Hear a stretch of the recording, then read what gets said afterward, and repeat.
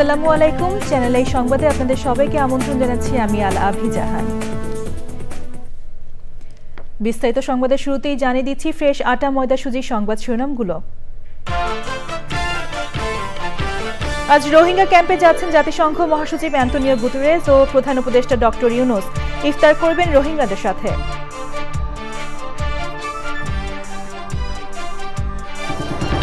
ঢাকা বিশ্ববিদ্যালয়ের সাবেক ভিসি অধ্যাপক আরিফিন সিদ্দিকীর জীবনাবসান, গুণী ব্যক্তিত্বের মৃত্যুতে শোকাহত শিক্ষার্থী সহকর্মী শুভানুধ্যায়ীরা।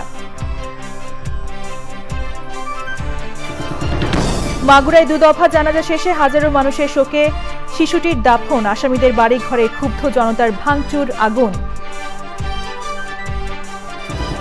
এবং আন্তর্জাতিক নদী তিস্তা রক্ষায় টেকসই পদক্ষেপের অভাব, হুমকির মুখে উত্তরের 5 জেলার মানুষের জীবন জীবিকা ও জীববৈচিত্র্য।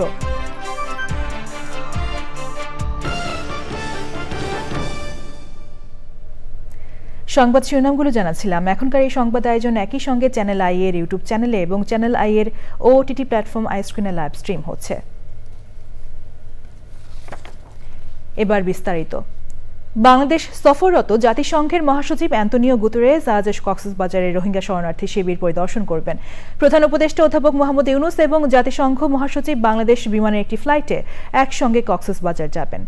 সেখানে রোহিঙ্গা পরিস্থিতি দেখার পাশাপাশি রোহিঙ্গাদের সঙ্গে ইফতার করবেন তারা। শনিবার ঢাকায় জাতিসংঘের কার্যালয়ে যাবেন অ্যান্টোনিও গুতেরেস। সেখানে জাতিসংঘের কর্মীদের সঙ্গে মতবিনিময় করবেন তিনি। দুপুরে জাতীয় ঐকমত্য কমিশন, যুব সমাজ ও নাগরিক প্রতিনিধিদের সঙ্গে মতবিনিময় করবেন জাতিসংঘ মহাসচিব। শনিবার বিকেলে একটি যৌথ সংবাদ সম্মেলন হওয়ার কথা রয়েছে।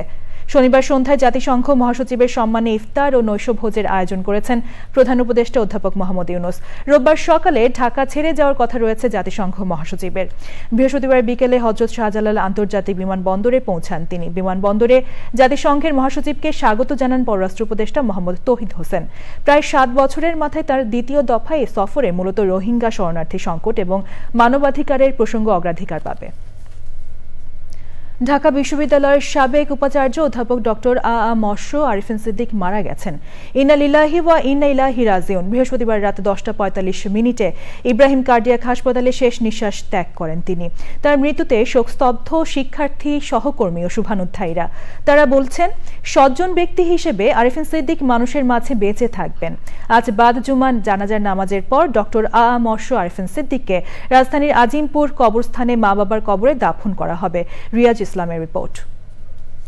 মস্তিষ্কে রক্তক্ষরণজনিত কারণে গত 6 মার্চ ঢাকা ক্লাবে মাটিতে লুটিয়ে পড়েন ঢাকা বিশ্ববিদ্যালয়ের সাবেক উপাচার্য অধ্যাপক ডক্টর মৎস্য আরিফিন সিদ্দিক। এরপর প্রায় 1 সপ্তাহ হাসপাতালে চিকিৎসাধীন থাকার পর বৃহস্পতিবার অবস্থার অবনতি হলে তাকে নেওয়া হয় আইসিইউতে। রাত 10:45 না ফেরার দেশে চলে যান গুণী এই মানুষটি। গণযোগাযোগ ও সাংবাদিকতা বিভাগের এই শিক্ষকের মৃত্যুর খবরে ছুটে আসেন স্বজন, শিক্ষার্থী, দীর্ঘদিনের সহকর্মী ও শুভানুধ্যায়ীরা। স্যারের সাথে আমরা একাডেমিক অন্যান্য কোনো পরামর্শ কখনো করতে গেলে স্যার সবসময় আমাদেরকে ওনার সাহায্যের হাত বাড়িয়ে দিয়েছেন। উঁচু মানের একজন মানুষ ছিলেন, উনি ছিলেন এ পার্সন অফ ইন্টিগ্রিটি। রাত 2-3টে পর্যন্ত সে অফিস করেছে বাসায়, কাউকে সে ফিরায় দেয়নি এবং সবার সমস্যার সমাধান করেছে। আমি তার বিধি আত্মার মাগফিরাত কামনা করি। তিনি শুধু সনদপত্রধারী শিক্ষিত মানুষ গড়ে তুলতে তার জীবন ব্যয় করেননি, তিনি সত্যিকার অর্থে মানবিক গুণাবলী সম্পন্ন আদর্শবান মানুষ গড়ে তোলার কাজে তার জীবনটা ব্যয় করে গেছেন। আমরা তাকে সাধারণ শিক্ষক হিসেবে যেভাবে পেয়েছি, আমাদের কাছে একজন অভিভাবক আজকে আমরা হারালাম।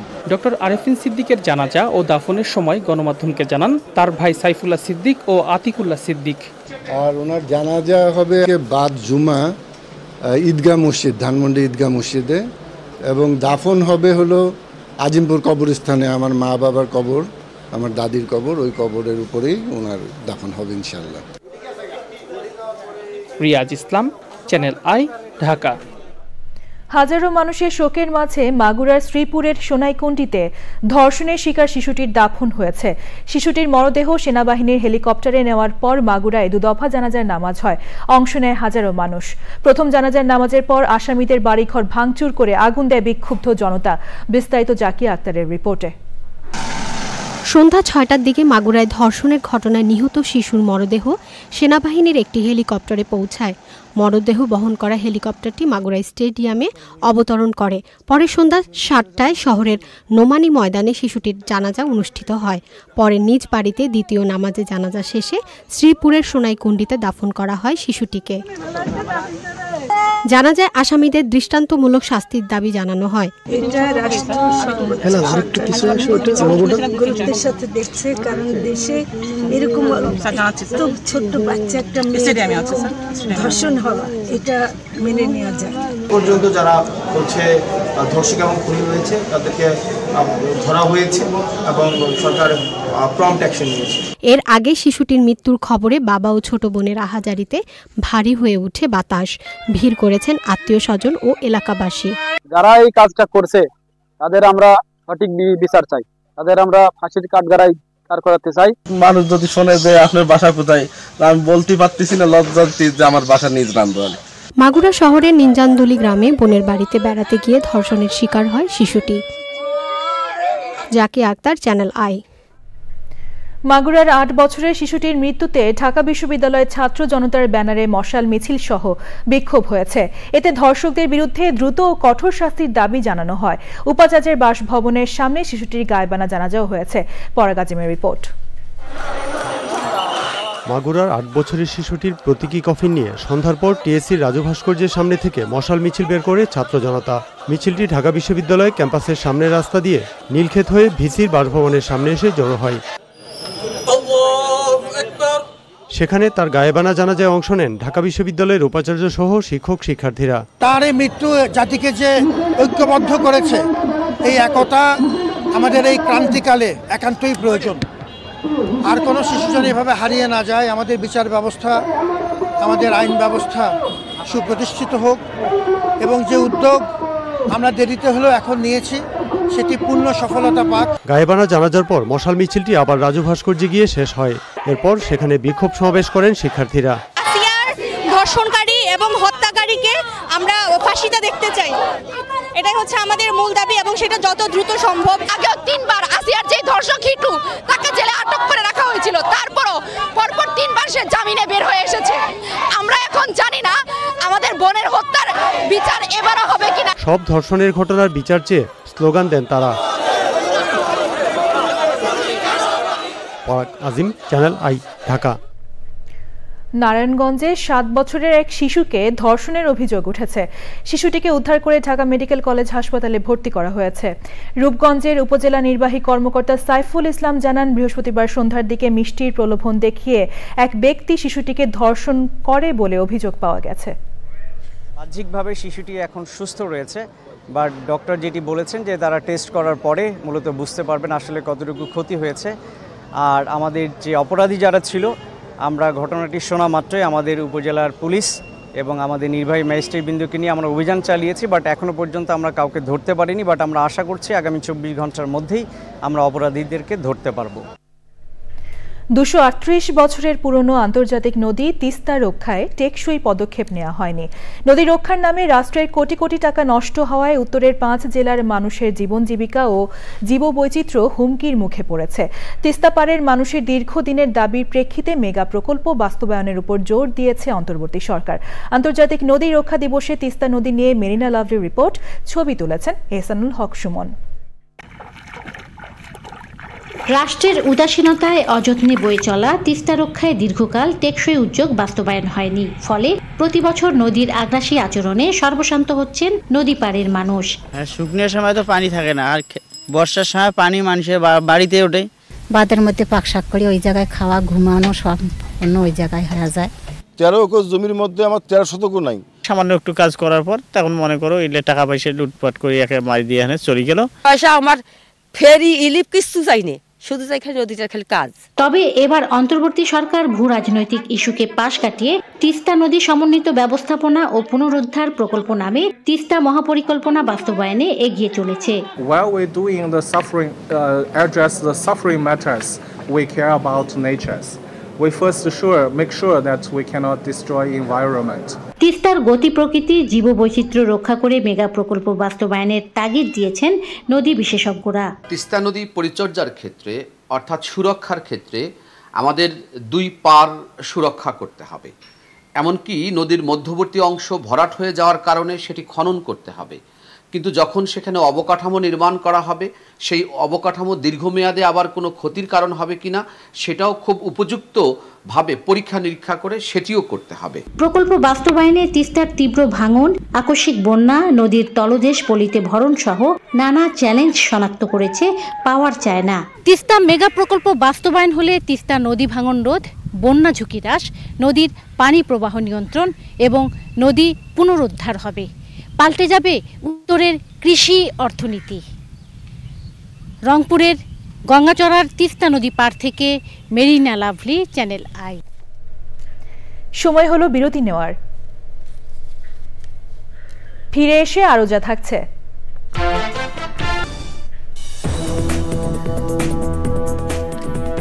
বিরতির পর আবারও আমন্ত্রণ জানাচ্ছি। গাজীপুরের গাছা থানার ঝাজর এলাকায় ছিনতাইকারীদের ধরতে গিয়ে ছুরিকাঘাতে এক পুলিশ কনস্টেবল আহত হয়েছেন। তাকে ঢাকা মেডিকেল কলেজ হাসপাতালে ভর্তি করা হয়েছে। গাজীপুর মেট্রোপলিটন পুলিশের কমিশনার নাজমুল করিম খান জানিয়েছেন, আহত কনস্টেবলের অবস্থা আশঙ্কাজনক। এই ঘটনায় 3 জনকে গ্রেপ্তার করা হয়েছে। তারা মাদক, হত্যা, ডাকাতি, ছিনতাই সহ বিভিন্ন মামলার আসামি। এবার রয়েছে নিটোল টাটা কৃষি সংবাদ।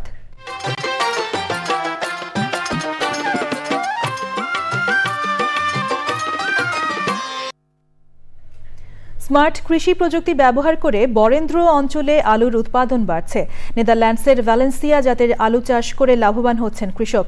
রাজশাহী থেকে আবু সালে মোহাম্মদ ফাত্তার পাঠানো তথ্য, ভিডিওচিত্রে আল মুকসিদের রিপোর্ট। স্মার্ট কৃষি প্রযুক্তি ব্যবহার করে রাজশাহীর গোদাগাড়ী ও চাঁপাইনবাবগঞ্জের নাচলে উপজেলার বিভিন্ন স্থানে প্রদর্শনী প্লটে খরা সহিষ্ণু, স্বল্প মেয়াদী ও অধিক উৎপাদনশীল বিভিন্ন ফসলের উন্নত জাত চাষাবাদ করছেন কৃষক। এর মধ্যে রয়েছে নেদারল্যান্ডস থেকে আমদানি করা ভ্যালেন্সিয়া আলু জাত সহ তৈল, ডাল ও সবজি ফসল। আমরা নতুন জাত লাগালছি, এটার ফলনশীল ভালো। সামনেবার আগে যাব এই আলুর দিকে। এটা অগ্রিম জাত, একটা অল্প সময়ের মধ্যে আমরা দেশীয় যে জাতগুলো আছে ডায়মন্ড, কাটিনাল, এদের চাইতে স্টারিকের চাইতে অনেক ভালো। আলুর ফলন প্রায় 3 ভাগের 1 ভাগ বৃদ্ধি পেয়েছে। আর পুরাতন যেটা আমরা করি ডায়মন্ড, সেটার বৃদ্ধিটা ফলনটা অনেকখানি কম এটার চাইতে। এসব ফসল উৎপাদনে সংশ্লিষ্ট কৃষককে দেওয়া হয়েছে বিনামূল্যে সার, বীজ সহ প্রয়োজনীয় কৃষি উপকরণ। আমাদের তো অনেক খালি জায়গা আছে, কিন্তু আমরা সব জায়গায় আমরা চাষাবাদ করতে পারি না। তো যেটা করি সেটা হচ্ছে কোনো এক জমিতে যেটা যদি 1 ফসলের সেটাকে 2 ফসল করা, 2 ফসলের জায়গায় 3 ফসল করা, কিন্তু এগুলি করতে যে অনেক চ্যালেঞ্জ আছে। ফসলের মাঠে প্রমাণ মিলছে আলুর উৎপাদন 40% বৃদ্ধির। আশা করতেছি যদি উন্নত জাত, উন্নত প্রযুক্তি ব্যবহার করে এই খাদ্য চাহিদা পূরণে, এই অধিক খাদ্য ডিমান্ড এবং জনসংখ্যার বৃদ্ধির সাপেক্ষে এই খাদ্য চাহিদা পূরণের স্বার্থে নতুন প্রযুক্তি বা স্মার্ট প্রযুক্তি ইন্ট্রোডিউস করে আমাদের এই ভবিষ্যতে যারা আগামী মানুষ আসবে এবং পরিবর্তিত জলবায়ুতে টিকে থাকার জন্য আমাদের এই সকল কার্যক্রম জোরদার করা দরকার। স্মার্ট কৃষি প্রযুক্তি ব্যবহার এবং প্রয়োজনীয় কৃষি ঋণের মাধ্যমে ফসলের উৎপাদনের সহায়তায় ন্যায্য মূল্য ও বাজারজাতকরণ ব্যবস্থা নিশ্চিত করা গেলে আরও বদলে যেতে পারে বরেন্দ্র অঞ্চলের কৃষিচিত্র। আল মুকসিদ, চ্যানেল আই। এবার রয়েছে প্রকৃতি সংবাদ।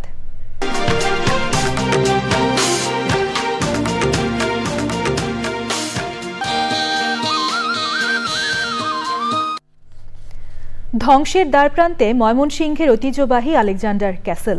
যে কোনো সময় ভেঙে পড়ে ঘটতে পারে বড় দুর্ঘটনা। ইতিহাস রক্ষায় কর্তৃপক্ষের উদাসীনতায় ক্ষোভ জানিয়েছে নাগরিক সমাজ। প্রাচীন এই নিদর্শন সংস্কারে 3 বছরের প্রকল্প নেওয়া হচ্ছে বলে জানিয়েছে প্রত্নতত্ত্ব অধিদপ্তর। শেখ মহিউদ্দিন আহমেদের তথ্য ও ভিডিওচিত্রে আফরোজা হাসির রিপোর্ট। 1879 সালে কাঠ ও লোহার অপূর্ব সমন্বয়ে ব্রহ্মপুত্র নদের তীরে দৃষ্টিনন্দন আলেকজান্ডার ক্যাসেলটি নির্মাণ করেন তৎকালীন জমিদার সূর্যকান্ত আচার্য চৌধুরী। প্রতিষ্ঠার পর থেকেই রবীন্দ্রনাথ ঠাকুর, মহাত্মা গান্ধী, লর্ড কার্জন, চিত্তরঞ্জন দাস সহ অনেক বরেণ্য ব্যক্তি এসেছেন এই প্রাসাদে। বর্তমানে টিচার্স ট্রেনিং কলেজের গ্রন্থাগার হিসেবে ব্যবহৃত হচ্ছে ভবনটি। তবে সংস্কার ও রক্ষণাবেক্ষণের অভাবে জরাজীর্ণ হয়ে পড়েছে ঐতিহ্যবাহী প্রাচীন এই নিদর্শন। চুরি হয়ে যাচ্ছে লোহার তৈরি অংশগুলো। বিভিন্ন জায়গায় দেখা দিয়েছে ফাটল। এখানে অনেক মনীষীরা এসেছে, অনেক, এবং রবীন্দ্রনাথ এখানে এসে থেকেছে। কষ্ট হয় যে আমাদের ময়মনসিংহের মধ্যে এত সুন্দর একটা আলেকজান্ডার আছে, কিন্তু এটার কোনো মেরামত হচ্ছে না, যে কোনো সময় কিন্তু ভেঙে পড়তে পারে। এত বছরের পুরনো একটা ঐতিহ্য ধরে রাখার জন্য হলেও এটা সংস্কার প্রয়োজন। ইতিহাস ঐতিহ্য রক্ষায় প্রাসাদটি সংস্কার ও যথাযথ রক্ষণাবেক্ষণের দাবি সচেতন নাগরিক সমাজের। যত তাড়াতাড়ি সম্ভব ময়মনসিংহের এই সম্পত্তিকে সংরক্ষণ করুন। আমরা এই ব্যাপারে সোচ্চার, প্রয়োজনে আমরা আরো বেশি পদক্ষেপ নিব। অনুমোদন পেলেই আলেকজান্ডার ক্যাসেল সংস্কার প্রকল্পের কাজ শুরু হবে বলে জানিয়েছে প্রত্নতত্ত্ব অধিদপ্তর। আমরা অনুমোদন পাবো, তখন আমরা এই আলেকজান্ডার ক্যাসেল মুক্তাগাছা জমিদার বাড়ির সংরক্ষণ, উন্নয়ন, প্রদর্শনীর কাজ আমরা করতে পারবো। 146 বছরের প্রাচীন এই নিদর্শনকে পর্যটন কেন্দ্রে পরিণত করতে প্রয়োজনীয় উদ্যোগ নেবে সরকার, প্রত্যাশা ময়মনসিংহবাসীর। আফরোজা হাসি, প্রকৃতি ও জীবন ডেস্ক, চ্যানেল আই। এখন দেখবেন খেলার খবর।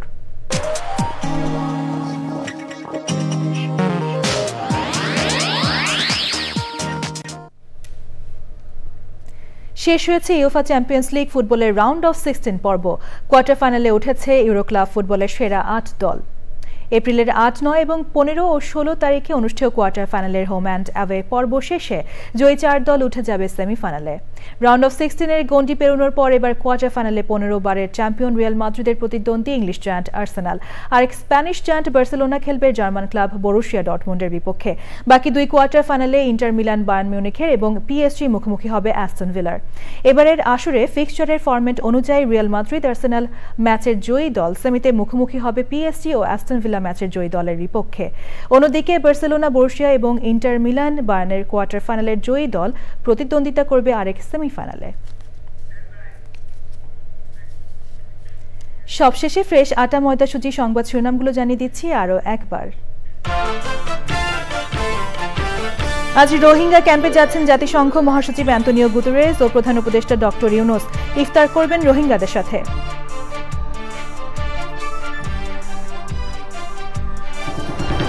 ঢাকা বিশ্ববিদ্যালয়ের সাবেক ভিসি অধ্যাপক আরেফিন সিদ্দিকীর জীবনাবসান, গুণী ব্যক্তিত্বের মৃত্যুতে শোকাহত শিক্ষার্থী, সহকর্মী, শুভানুধ্যায়ীরা। মাগুরায় 2 দফা জানাজা শেষে হাজারো মানুষের শোকে শিশুটির দাফন, আসামিদের বাড়ি ঘরে ক্ষুব্ধ জনতার ভাঙচুর, আগুন।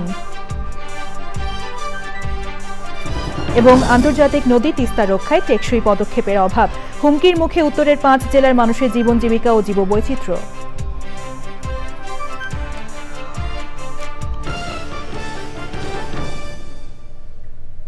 চ্যানেল আই এর সর্বশেষ সংবাদ জানতে ভিজিট করুন channelionline.com-এ। যুক্ত থাকুন আমাদের সোশ্যাল মিডিয়া প্ল্যাটফর্মগুলোর সাথে।